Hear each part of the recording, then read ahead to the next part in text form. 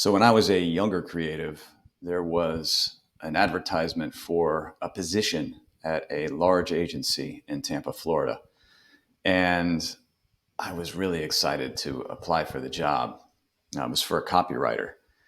And I knew that since I was an unknown, I wanted to make sure that I made an impression.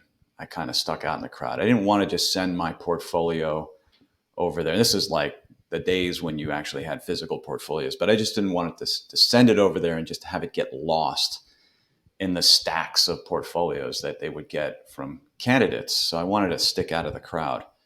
So I was thinking to myself, oh man, how do I get in front of the creative director? What can I do to get noticed here? So I came up with what I thought was just an awesome idea. And so I went to a costume store and I bought an arm like this, an arm with a hand on it, severed arm, right? And I bought a bunch of fake blood and I had a box and I put my portfolio at the bottom of the box.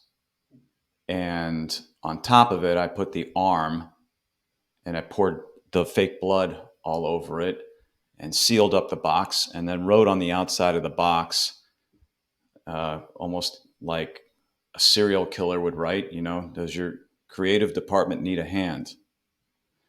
Okay. So I was so excited when I sent this idea. I knew for sure it would get opened up. And I knew for sure I'd be getting a call. I was just like stoked. And crickets, nothing. I heard nothing for weeks. Couldn't understand what the heck was such a great idea. So fast forward weeks later, there's a networking event.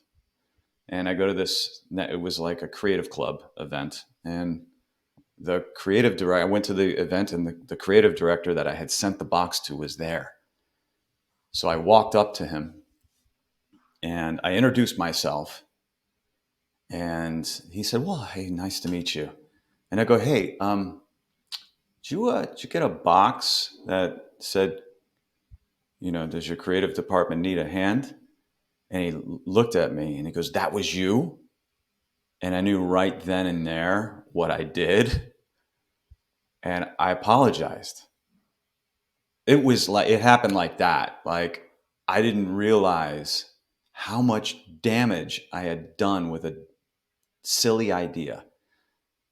It was basically my high school self still coming through, thinking that it would be kind of a little gag, but I think I scared the crap out of the poor guy and probably his entire department.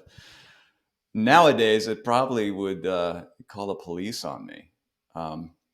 So this is just something, it's one of these lessons that you learn that you've gotta look at the work that you do from their perspective, not from your perspective. I thought it was funny. They thought it was psycho.